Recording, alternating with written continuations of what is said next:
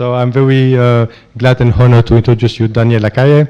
Daniel Lacalle is a very well-known economist, also fund management, and he released a very great book on freedom versus equality. We already did few events together, and I would like, on behalf of the board and Thomas Pamba, thank you for your support, and I'm very happy and glad that you could join us today for our Summer University that we organized together with Civismo. I wish you a great session, last of the day, so please follow everything. Thank you. Thank you very much, and thank you for the introduction. It's very, very kind of you. Thank you very much for your interest today. We speak in English, no? It's okay? In English or Spanish? What is how are you conducting in English? In English. Okay, I'm fine. Great. Freedom or equality? No? It seems like an irrational question. No? It seems like something that we should not be asking, but it's actually a very pertinent question. The reason why it's a pertinent question is because in today's world, we are living in an environment in which most people are considering equality as the most important pillar of political and sociological policy. Equality is not a policy. Equality is an outcome. Equality is a conclusion, is a result. Equality is the result of prosperity.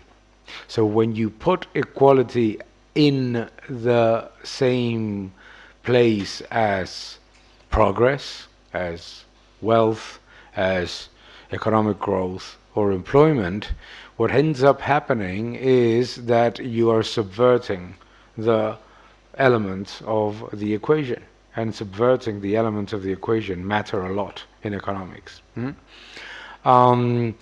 We look at equality from the wrong perspective as well.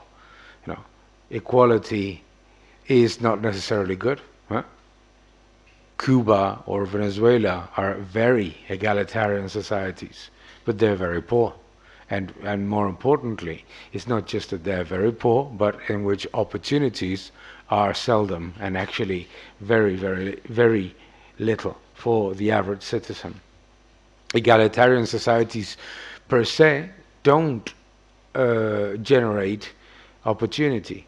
That doesn't mean that being an egalitarian society is bad in itself. It's just that it's not the objective. That's why I say freedom or equality, because what's missing in Cuba, what's missing in North Korea, what's missing in Venezuela, what's missing in so many economies is the freedom. Is the freedom that allows economic agents, be it families or be it enterprises, to develop their businesses, to develop their strategies, to develop their careers, to develop their projects in the most, in the best possible way. Some of them will fail, some of them will do better, but progress has always been driven by freedom. Equality, as I said, is not should not be a policy, should be an outcome. It is an outcome of prosperities. Therefore, our objective as a society has to be to reduce poverty, to increase opportunities, and to cement equality of opportunity, not equality itself. No? Equality means absolutely nothing if we don't have the means to develop good inequality. What is good inequality? There is good inequality. No? You come here to this course and some of you will do better, others will do worse, and the reason why you come to this course is because you know other people that have done well, and therefore you think that you could achieve the same thing that those people have achieved. You look at people who lead by example and you think, I would like to do that. Doesn't mean that you will achieve it, but you would like to do that. No? You look at business leaders or great entrepreneurs or great artists. That is positive equality. It's called mimic equality. No? I have a colleague that's doing very well. I look at what he's doing. Seems that he or she are doing the right things. Phenomenal. That gives me a guidance to try to do better myself. Mimic inequality is a good thing because it's driven by what? Driven by merit. Okay? Phenomenal. What is bad inequality? Bad inequality is fundamentally the one in which you substitute equality of opportunity to equality of outcome decided by political means, in which what you do is that you eliminate merit in exchange for political adhesion or to political or you create inequality by political power, which is what you get in North Korea or in Cuba or in Venezuela, which is that you will find that very few people that are very connected to power are extraordinarily wealthy, hugely wealthy, no? And everybody else is poor. What drives that wealth? Connection to power. That obviously is very bad inequality.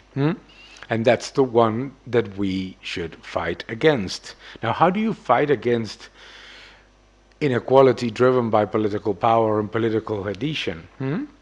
By having small government, by having independent institutions, by having the level of equality of opportunity that we all take for granted in Western societies. Everybody here, takes for granted that you will have equality of opportunity and equality under the law. But that is very dangerous because it's something that you should not be taken for granted. Okay, so when we look at the different options of society, the reason why we should put first and foremost freedom as the key thing to defend is because freedom is always under threat. Everybody will want to reduce your access to freedom. Everybody will try to, in order to do what? To perpetuate a level of power or a certain significance or a position rent or some level of income. No? So that is why we need to say first freedom, then equality, but not any equality. Equality of outcome is not a good decision. No? Equality of outcome would say that here at the New Direction Summer University, all of you have the best grade. Well, not the best grade. All of you have the same grade and the same outcome and everything. What would happen next year if everybody would have the same outcome? Nobody would want to come, no? Because you're not giving the same level of quality and the same level of quality of result to everyone. You're actually weakening it.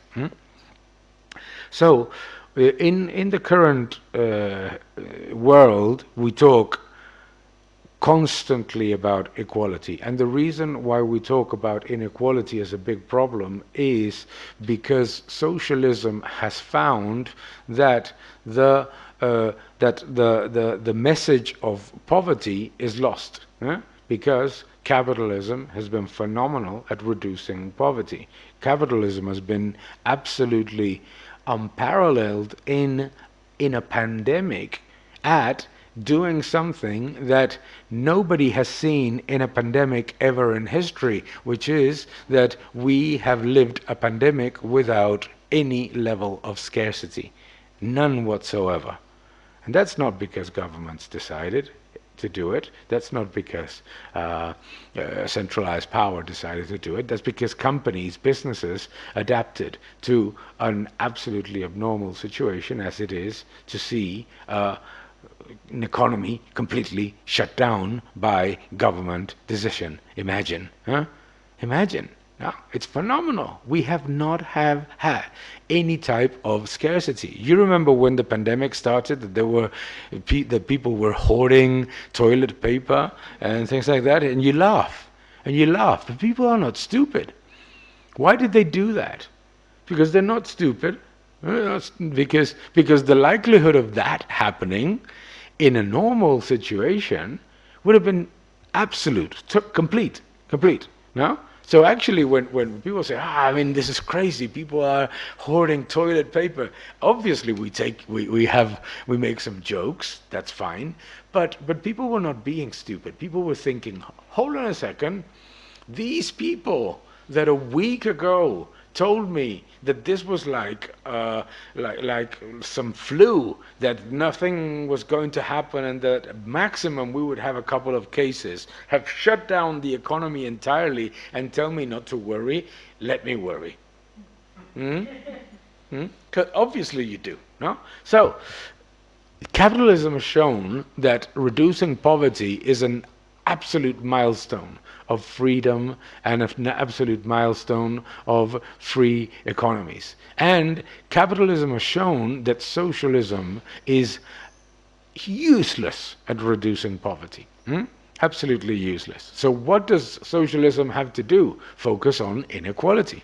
Not because they cannot reduce poverty, they have to complain that there are people that have more wealth or more income than others. And inequality does have important challenges.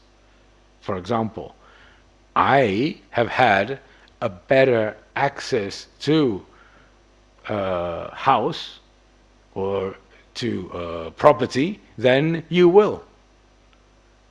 I have had higher access to a property or a house than you will. Well, no. That's what you hear all the time, but it's not true. Why? Because yes, house prices are higher today, but my first mortgage, kid you not, and that tells you a lot about my age, two things, the fact that I'm vaccinated and the fact that I'm going to tell you now. My first mortgage was at 13.5%. 13.5%, okay? So the people that complain about how high house prices are today and how difficult young people have it because house prices are more expensive, true, are not considering that mortgage prices were 13.5% in 1991. Think about this. So do you think that people had more access to property or quicker access to property? Do you think that the people that were young like myself at the time had the ability to purchase a home in an easier way than you today at 1.5% at 40 years of mortgage? We didn't get 40-year mortgages, no? So this is another thing that the debate is subverting, is that we are being told that the situation is untenable by taking for granted what you have, no? What all of you have, young people, no? Like this, which includes my job of 1991 is here in this mobile phone, in an app, my everything, all of the gadgets that I had in my home and more, and the entirety of the first company that I worked with, no? This, no? So the idea that you have that people today have a worse situation than their parents is an absolute fallacy, a complete and utter fallacy, and it's based on three mistakes that we commit when we analyze the economy. The first one is called presentism, which is to look at the world today and think that what's happening right now is very important and more important than anything else that has happened before. Like, you've heard that the COVID-19 crisis was the worst crisis in history. Are you kidding me? Seriously?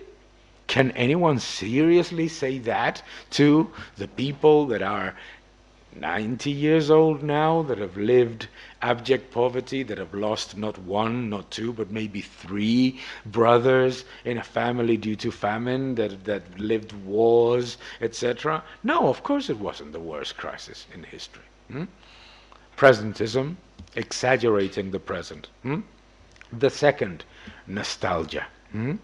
In my time, things were a lot better.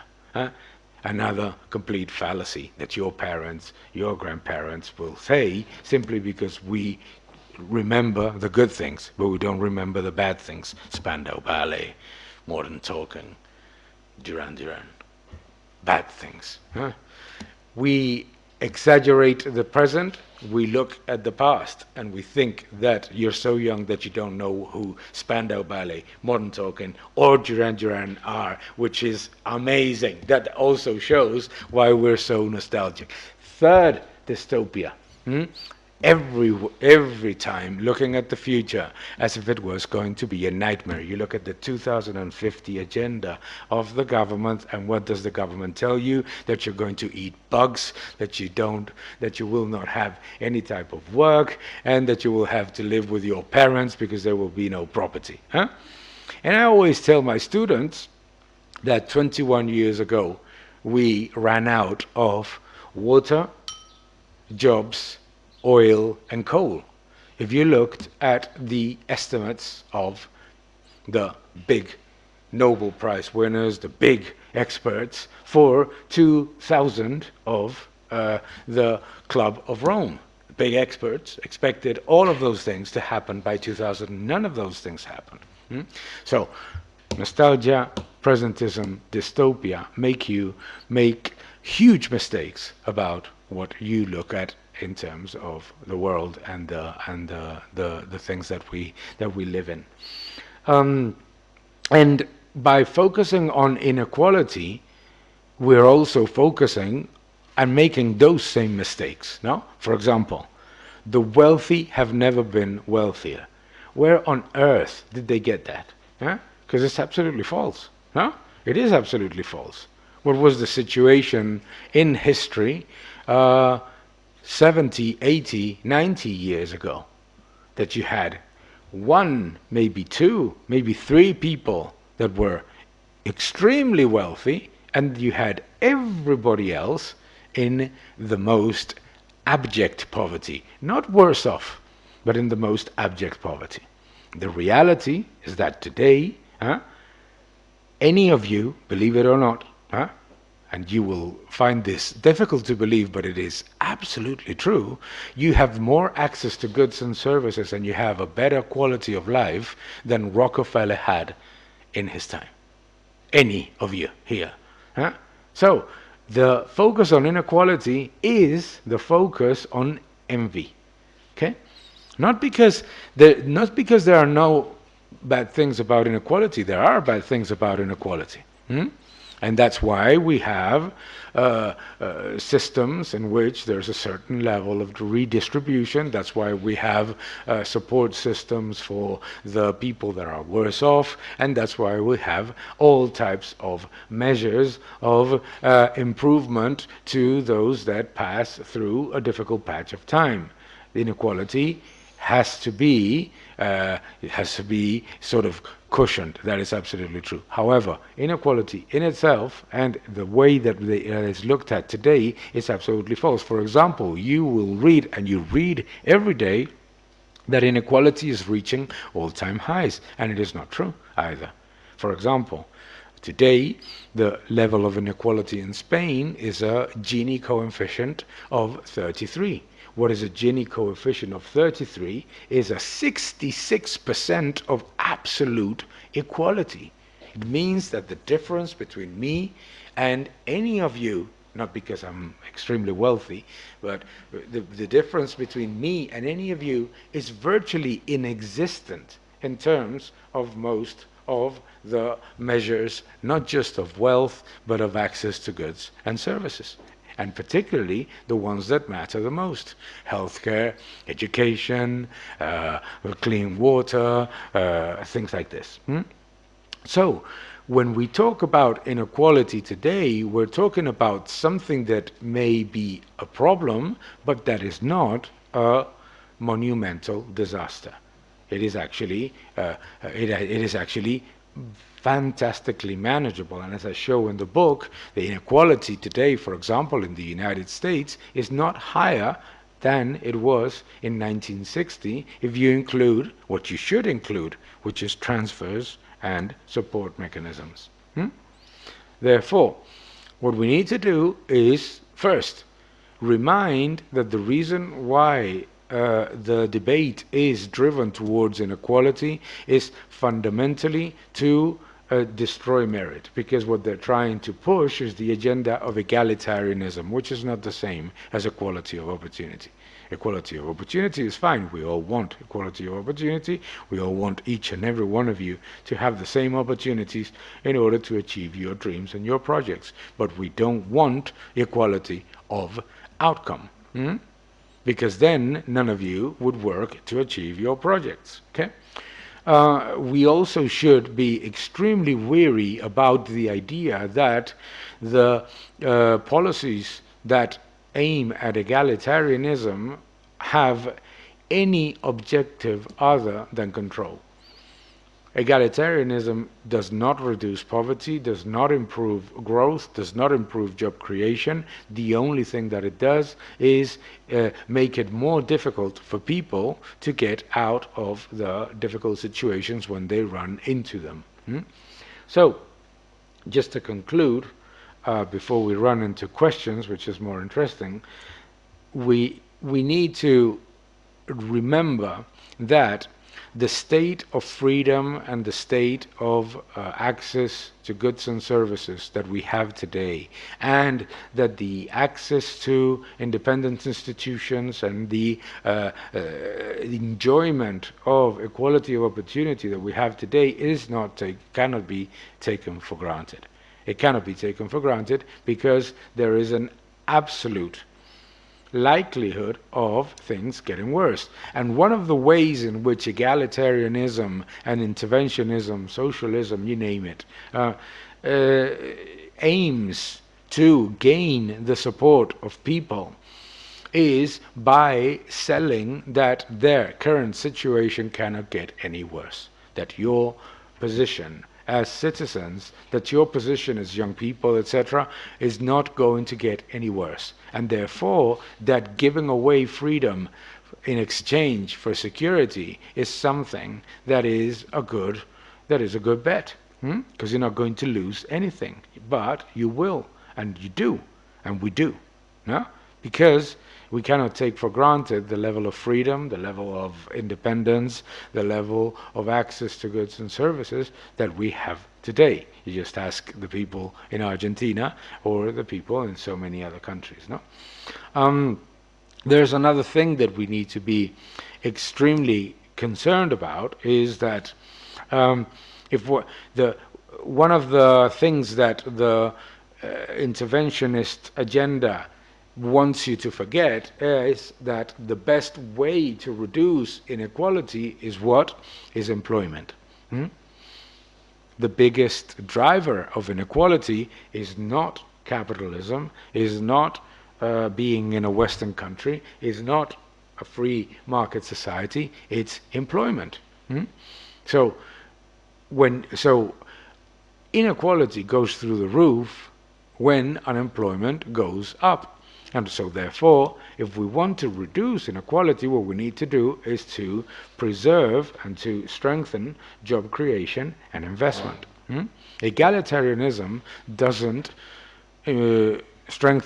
doesn't do anything positive to either job creation or investment by destroying merit and by destroying the benefits of creative destruction and progress. What egalitarianism does is precisely erase, or erode at least, the ability of a society to create jobs, to create jobs and to generate wealth for the population.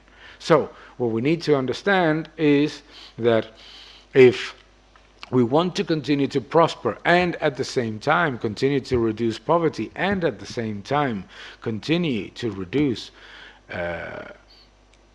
the level of inequality that is not driven by merit, okay, what we need to do is to have less interventionism, what we need to have is less meddling from politicians, and what we certainly need to do is to put forward first the objective of freedom rather than the objective of equality. The biggest mistake that one can do is to think that the current situation that we are living right now is going to make it more difficult in the future for businesses to thrive. Yeah?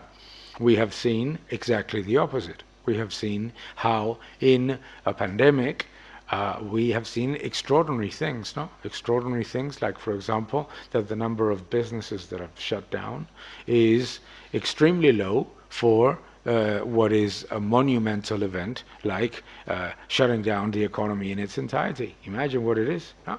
So, what we need to understand is that the allegedly benign idea that the government is going to solve the challenges that families, that businesses, and that individuals have in an environment of economic cycles may sound appealing, but it's extremely dangerous because government doesn't have more or better information about what the society needs than the private sector.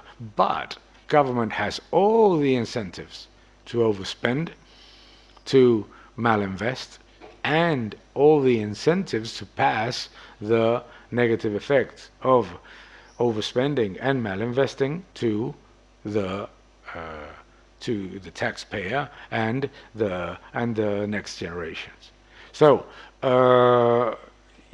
government has a role, as I explained in the book. Central banks have a role, but they have the role that they have been created for, which is the lender of last resort and the administration and the vertebration of the society as also providers of last resort, not as providers of first resort. It is not the job of governments to decide where and how we need to invest for the future. Because not just because they will get it wrong, but because if we together here as people that are well-intentioned and don't have perverse incentives, if we were here to decide tonight what we should invest in for 2050, we would get it wrong as well. Because we have no clue. And because the economy, as Mises said, is a very, very complex thing. So governments, who remembers what VHS was? That tells you how young you are as well. VHS and Betamax were two systems of video cassettes. Two systems of video cassettes. What governments do is choose between VHS and Betamax. Is choose between two things that already exist in order to decide, pick winners and losers. But what governments cannot do is think forward and say it's not going to be VHS or Betamax, it's going to be Netflix. Even worse, they're not even there to think it's not going to be even Netflix either. It'll be the 5G videos, 2-minute videos that you get on your mobile. So, to conclude, we need to defend freedom because freedom is a threat every day. And because there's always somebody that benefits from you believing that if you give up some of your freedom for a little bit of alleged comfort, everything will be fine. And it won't.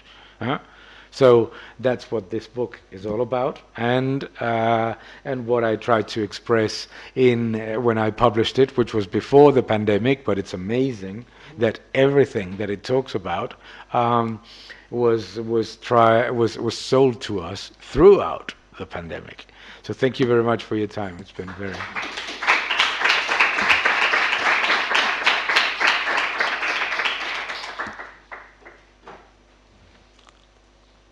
Okay, thank you, Daniel. So let's start with questions.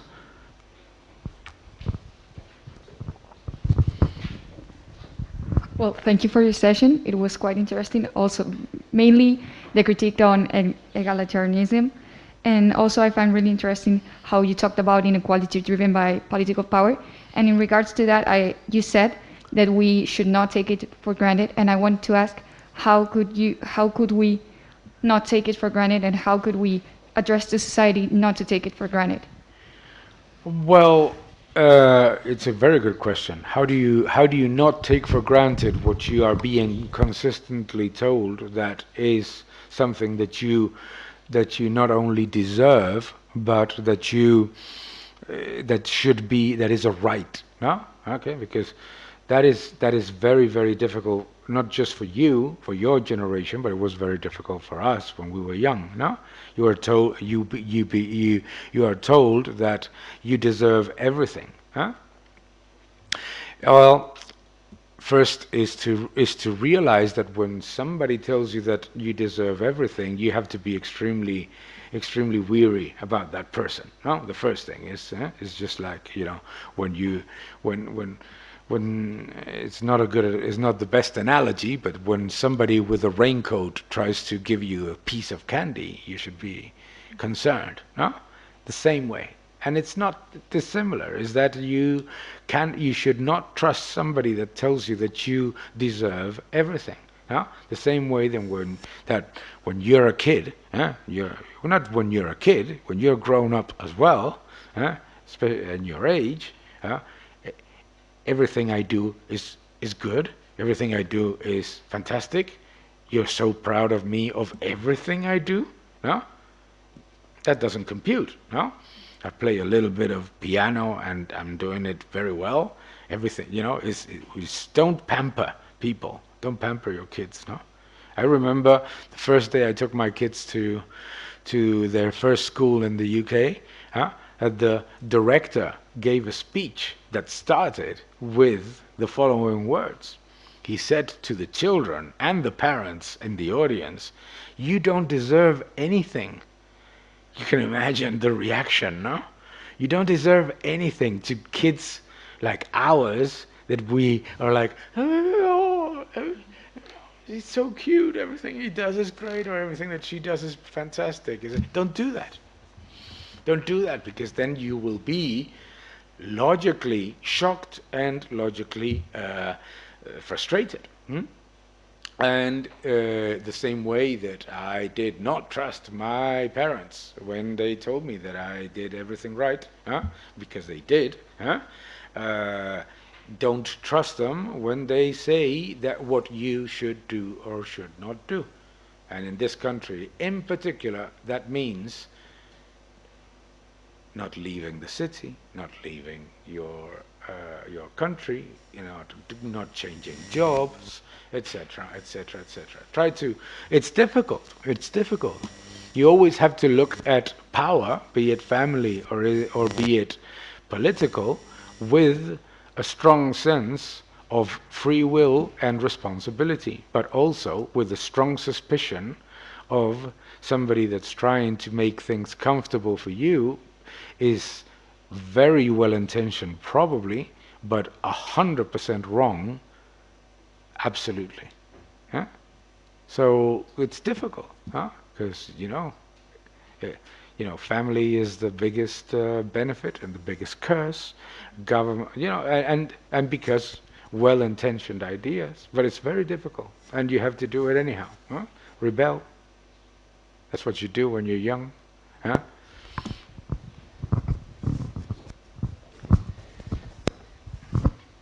Well, thank you, first of all. I thought it was very interesting, and I think it's a very important thing to think about right now.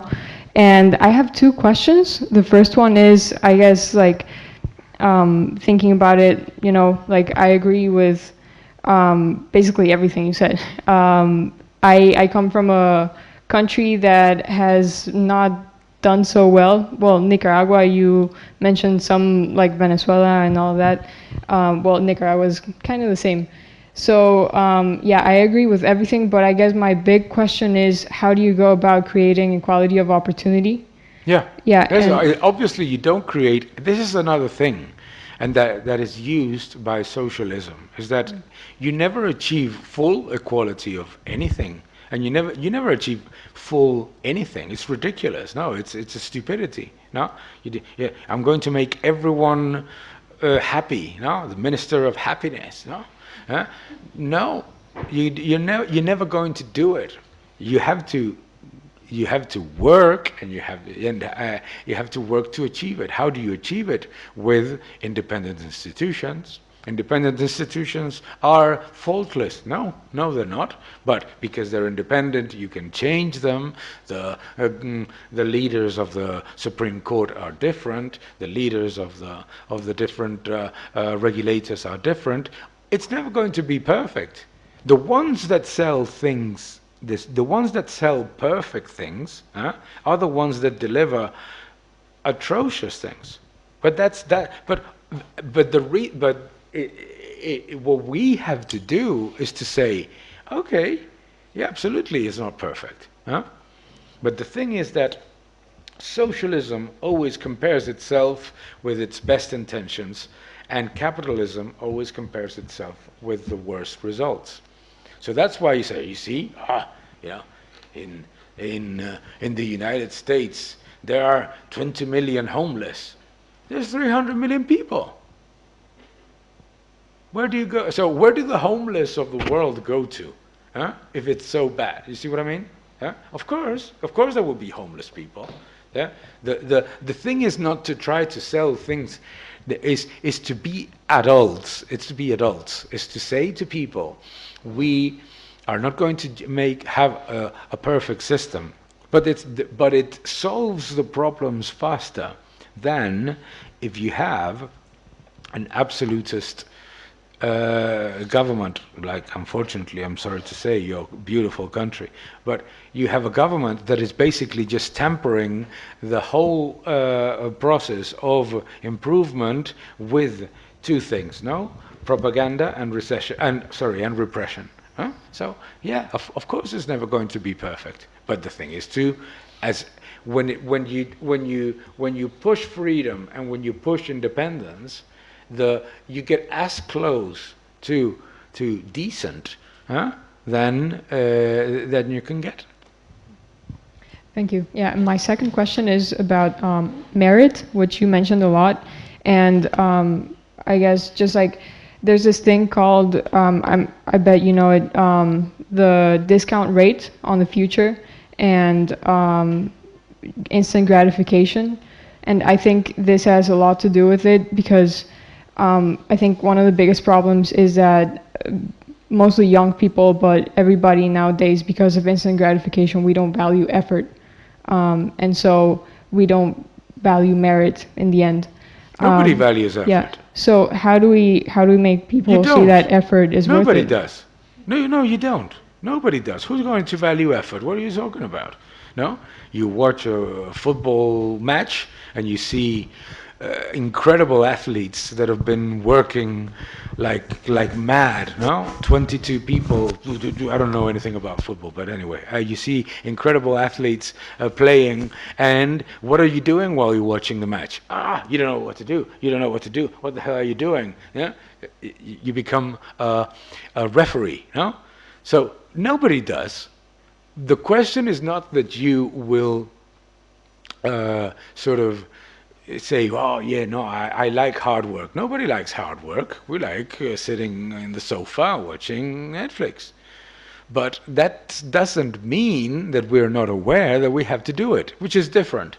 You see what I mean? Okay? So,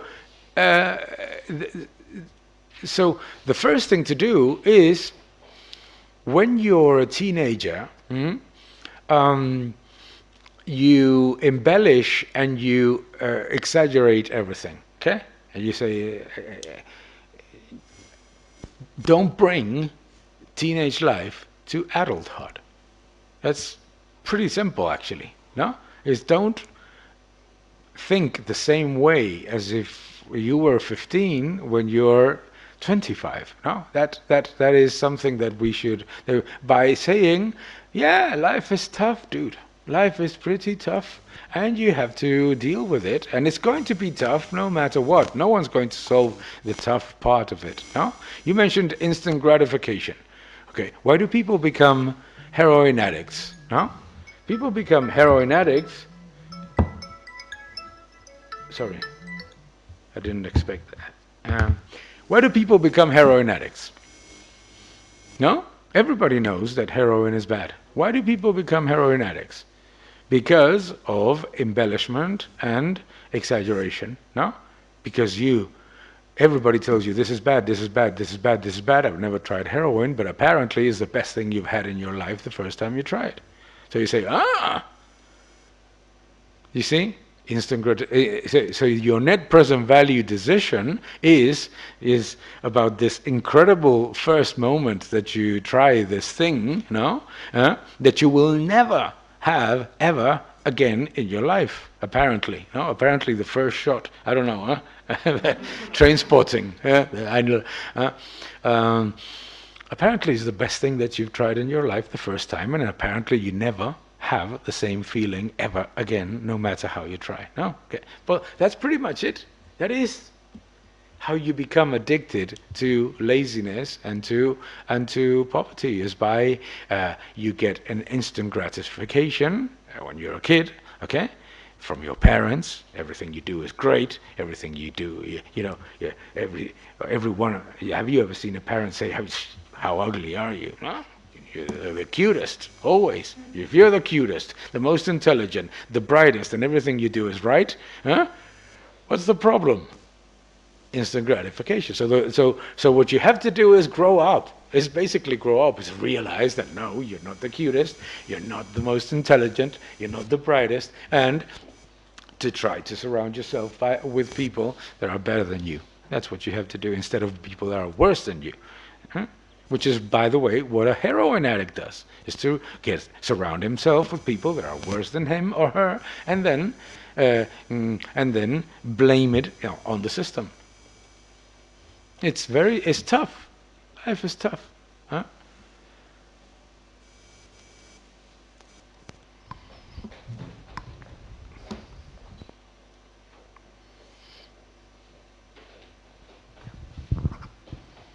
So thank you for the session. I think it was very interesting. So you mentioned Cuba or North Korea as an example of authoritarian countries and the lack of freedom they have, and how that lack of freedom poses a threat to equality. So I want to use a counterexample, which is China. I mean, they're not free. It's not a free country. Everyone knows that. But they're growing at a fast pace when it comes to economic growth.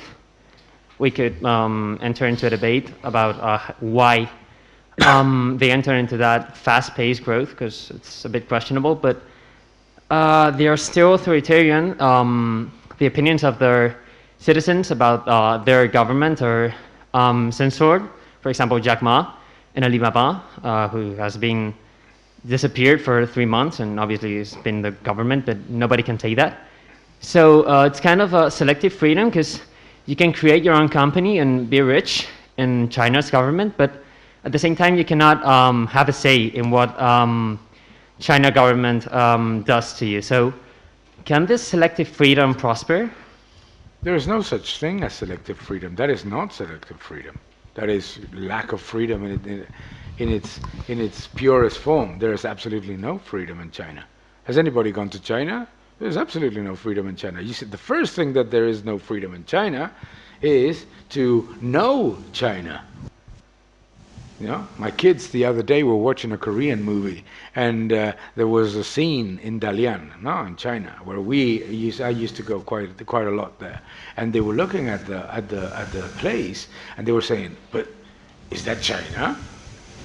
Because it's derelict. Looks like Dubrovnik in the 90s. It's a disaster." And yeah, that's pretty much 99% of China, except a few places here and there. So there's no such thing as selective freedom. By the way, who selects it? But then there's no freedom. But again, who selects it and when? Because that changes, no? No, no, the Chinese system is a mercantilist system, like so many others that have existed in history, that is exactly the level of wild capitalism that people complain about here. That is wild capitalism. The government says, everybody, you don't complain. You bow down and you accept, and then a few people surrounding the government can make some money until the government says that it's enough. Well, where's the freedom there? I don't see the selective in any place. No, they cannot decide how many people, how many children they have. They cannot decide how many houses they have. They cannot decide. They cannot even decide how much money they can take from their account. Where is the freedom? I don't see the freedom anywhere. I had to lend a Chinese colleague money because he could not take more than $5,000 from his own account, from his account. Why would I see any positive there? There's no positive in the Chinese system. By the way, the only people that see positives in the Chinese system are the same people that saw positives in the Russian system, are people that have never been to Russia or to China. You go to China, you forget about the Chinese dream in about 10 minutes once you reach the airport. Absolutely, you do.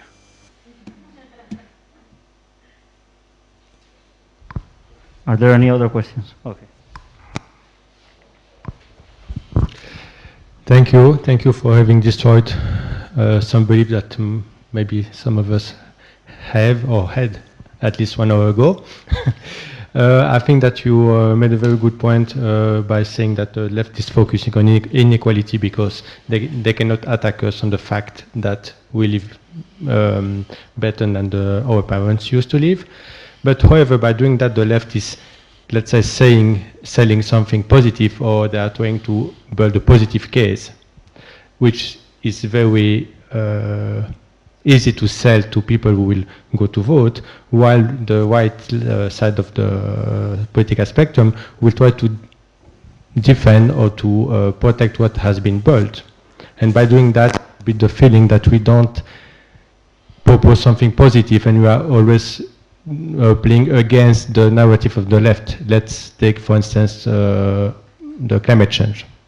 The left will say, okay, we should reach that goal, but we know that's not possible. And the right will say, yeah, but that's not possible. Let's do it in a pragmatic way, but no one will buy it. So how can we use your argument in order to have a positive and a positive narrative back in Brussels, let's say, or when students will be in politics in few years?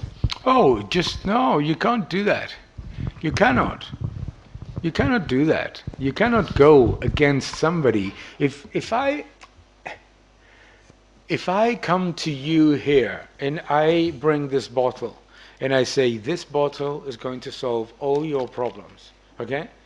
And I am going to give it to you if you give me power. Obviously, a few of you will say, well, let's go for it. Huh? Of course you will. Of course you will. Yeah? But you cannot try to say to people that are defending or saying things that are in every shape or form illogical, that you have to combat that. No, you have to let people find out for themselves. And they do. And it's very easy. It's as simple as this. Is anybody here from Argentina? No. Well, okay. You. Okay. In Argentina, oh, we have to combat climate change, blah, blah, blah, blah, blah, blah, blah, blah. Then an idiot decides to say that they will not eat meat. That's it. That's it. The end. The end of the stupidity, which is the same thing that if I tell you that this bottle is going to solve all your problems, I get carried away. I start saying it's going to solve your liver problems or your aging problems or your beauty, whatever, blah, blah, blah, blah, blah, blah, blah, until I start to say things like the 2050 agenda tells you that you're going to eat bugs or things like that, and then people say, yeah. One moment. That's the only thing you can do. Of course, you know, when we're little, we are given the most shocking piece of news ever. I mean, it's such a shock to us that we simply cannot tolerate it. That piece of news is that Santa Claus or the three wise men, you name it, whatever, don't exist. It's brutal. Think about it. You're being told that there's somebody that gives things for free that are limitless and that are great. Huh? And you're told one day that all of that is an absolute lie, and that lie was told to you by your parents. It's not a joke. Huh? What do we do from that moment onwards the rest of our lives? Try to convince ourselves that there's something like Santa Claus. Be it the government or the whatever leader or religious group, you name it, that there is something like Santa Claus. That dream that we had, that made us wait for an entire year for somebody to drive in a sleigh driven by flying deer, exists. So we will fall into those traps. What we cannot do is sell 50% of the trap. That is the mistake of the right. The mistake of the right is to say, oh, you know, this whole bullshit about the world is going to melt, etc. Blah, blah, blah, blah. We're going to sell 50% of it, because what do? I buy 100%. I will always buy 100%. Of course you do. No? Now the problem is not to say that the problem is to make people understand that the left does not embrace the things like climate change or like feminism or like the rights of Afro-Americans because they care about Afro-Americans, women, or the environment, but in order to exert control. So when you show people that that is what they're doing, people actually react, and they do very quickly. And they do very quickly. Because it's the same way that when somebody came to sell snake oil, and told you that one thing, somebody has to show that that is not the way. No, is that, you know, and it's very the messianic message is so stupid that in the age of technology the message dies very quickly. Think about this. Podemos starts and finishes in 6 years. Why? Because everyone realizes the feminists only choose women that they have slept with. The environmentalists pick a private jet the moment that they can, with 3 cars and with private bodyguards and everything. Is the exact same situation of a snake oil salesman. Is that you say, okay, so when you how did snake oil salesmen get found out? When they fell ill and they said, drink your own bullshit and you'll get better. No?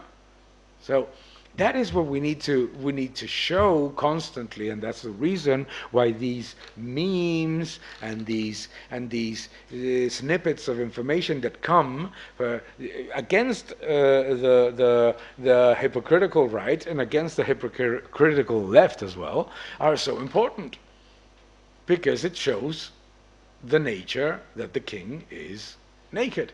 But you cannot go out and say, oh my gosh, because it's always going to be something different, no? They're in favor of Palestine except in Syria.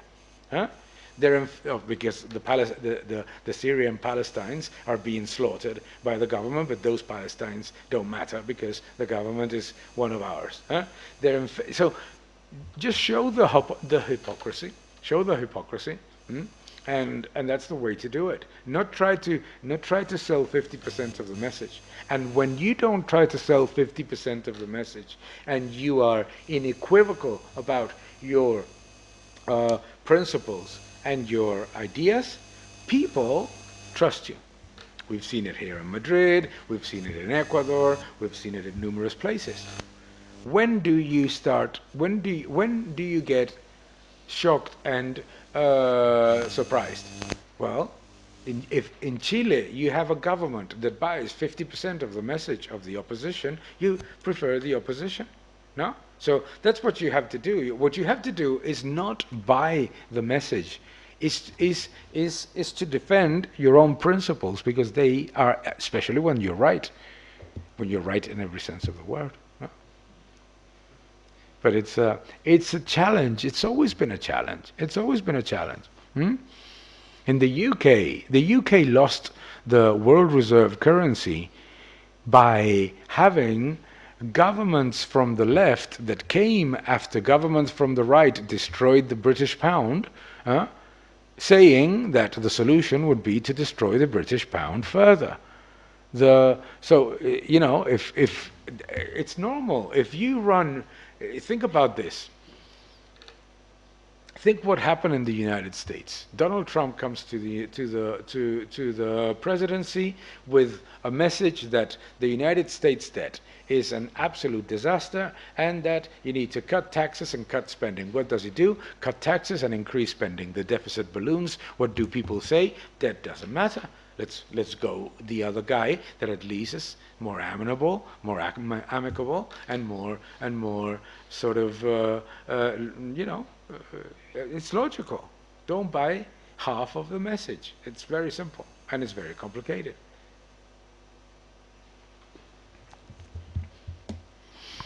Any other questions? No further questions? Okay, so thank you very much, Daniel. Phenomenal. Thank you so much.